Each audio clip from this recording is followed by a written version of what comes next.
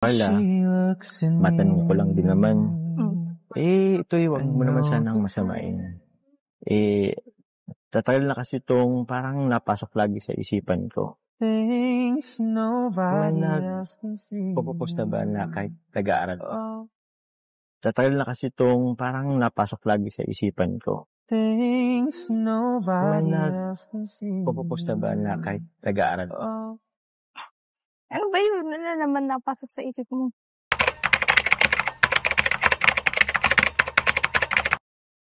So yun na guys, good morning, good afternoon, and good evening muli. Ito muli ang inyong lingkod, Batang LU. And guys, nag-love shoutout po sa lahat ng mga Kalingap supporters and ganoon na rin po sa aking mga subscribers.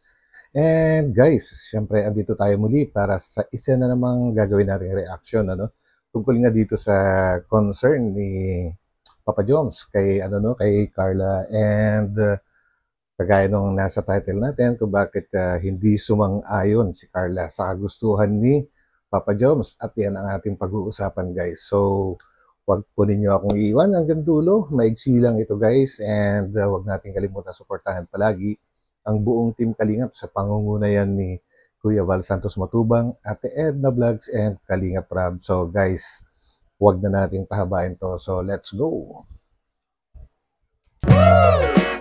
Yes, sir.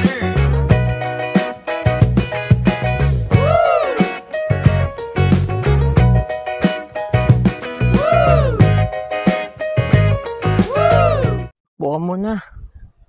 Ay, ang bihira. Grabe, ganda. Kumusta ka na? Okay lang. Okay na ba yung pakiramdam mo? Kasi parang kagabi parang hindi pa eh. Medyo sumama lang yung pakiramdam ko. Bakit? Girl's problem. Girl problem guys, ang problema ni Carla, and alam naman natin kung ano yun, no? So, kailangan natin mag-adjust kapag may bisita po sila guys, dahil delikado tayo mga lalaki kapag hindi natin alam kung paano mag-adjust dyan. Problem? Oo. Gets na kita. Kaya pala kagabi hindi ka na lumabas. Inintay pa naman kita. Kala ko kung ano nangyari sa'yo. Yun pala, medyo masama din talagang pakiram. Bakit? May smoke. O naman, pero ba't kailangan kilitin mo pa ako? Namiss nga kita. In-expect ko pa naman kagabi. Lalabas tayo. Kasi medyo maga pa naman tayo nauwi. Pero, yun. Ngayon na lang. Pero at least okay na yung pakiramdam mo. Buti naman, hindi mo ko sinusungitan ngayon. Oo. Pasalamat ka, Papa Jones. Every time kasi na meron kang ganyan, medyo, naman na, sungit ka ng konti. Pero hindi naman ngayon, bakit? Parang naano ko dyan sa kamay mong yan, ha? Huwag mo na akong kilitin kasi. Grabe. Ganda dito. Tsaka, hindi talaga nakakasawang magpunta dito sa Mayon, di ba? Kahit na ilang ulit, di ba? Kasi, di ba, pangalawa natin dito. Una kasama natin sila Ian. Ganda ngayon, kasama natin ang Rabjack. Tapos yung ibang kasama natin. Ikaw, kamusta ka? Kamusta yung araw-araw mong ginagawa? Ako, oyos lang naman ako. Same pa din. Punta sa scout, beneficiary. Hopefully, madali na matapos yung pabahay. Sama ko ulit, ha? Iyon. Congrats, Papa Jones. Walang pasok. Pag walang, mga next month. Grabe guys, pang ilang pabahay na ba ito ni Papa Jones, no? Obviously, nag-uumpisa pa lang. Kumbaga, hindi pa ganun kahaba ang pagiging kalingap ni Papa Jones, no? Mga almost 3 years. Tama ba ako guys? Pero ilan na yung napabahayan niya. Kumbaga talagang, rin to, may pusong kalingap. Hindi basta-basta magpabahay guys. Hindi basta-basta. Na kasi yun, kaya. Siya. Hayaan mo, konting tis na lang. Well, okay lang yan. Focus ko sa pag-aaral. Konting panahon naman lang yan. Yan pa ba? 3-4 na taon? Lapit na yan. Bakit? Ano ba yun? Ano ba yun? Grabe mga pasakalya ni Papa Jones, ang haba. Ano bang inisip mo? After 4 years, ano bang inisip mo? Ito, Carla, matanong ko lang din naman. Ito'y wag mo naman sanang masamain. Tatagal na kasi itong parang napasok lagi sa isipan ko. Things nobody else can see. Pupupos na ba na kahit nag-aaral? Tatagal na kasi Ayan na. itong parang napasok lagi sa isipan ko. Things nobody else can see. Pupupos na ba na kahit nag-aaral? Grabe guys ha. Hirap na hirap si Papa Jones sa kung paano umpisahan yung kanyang gustong tanungin kay Carla po. Ang tanong pa niya, hindi pa niya diniretso actually. Kumbaga, ang tanong pa lang niya is kung may nagpo-propose ba sa isang girl kahit nag-aaral pa. So, ibig sabihin, in general ito. Hindi niya sinasabi yung sarili niya. Pero tingnan natin kung didiretso nga ba kay Carla or sa sarili niya yung katanungan na yan. Ano ba yun? Ano naman napasok sa isip mo? Wala, dumalang kasi sa isipan ko. What if, meron ba? Parang wala. Ewan ko lang din. O di ko lang din alam sa panahon ngayon. Dati kasi sa amin, parang wala pa naman nag-focus at Totoo yan. Eh ngayon ba? Sa panahon kasi ngayon, parang pwede naman na, di ba? Kung kahit nag-aaral ka, magpo-post ako. Hindi ko alam. Wala naman ganun. Tsaka dapat ready kayo parehas din. Sa bagay. Ako kasi ready naman na. Di ka pa ba ready? Wala mang di pa. So yun sa wakas guys, nasabi rin ni Papa Jones, no? And sabi pa nga niya, ready na siya. And Carla actually dinecline ni Carla po. Hindi pa siya ready. Kumbaga tatlo naman yung naisip ko dito na reasons guys.